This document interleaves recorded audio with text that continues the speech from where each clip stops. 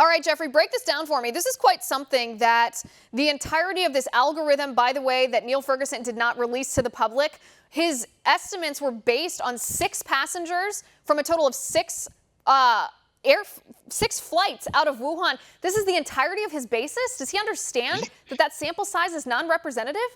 He does understand this. He was desperately looking for a high infection fatality rate so that he could make his wild predictions as he did for the last 15 years.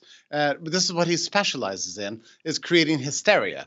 And his model, he's yet to admit it, but it was insane. It got everybody panicked, including even in the United States. But, the model was applied to Sweden, and it forecast like 100,000 deaths or 90,000 deaths. Well, in fact, they had 5,000, right? So this model is bogus. It's ridiculous. It's an agent-based model. It's silly, has ridiculous assumptions, and it's disgusting that he's yet to admit this.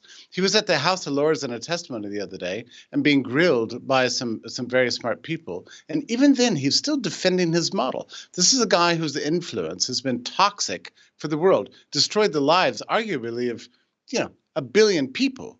And freedoms all over the world. This man needs to be held to account. As for his conflict of interest, it's very interesting. Why is it that he does not trust natural herd immunity that we've used always and everywhere to deal with widespread viruses such as this coronavirus?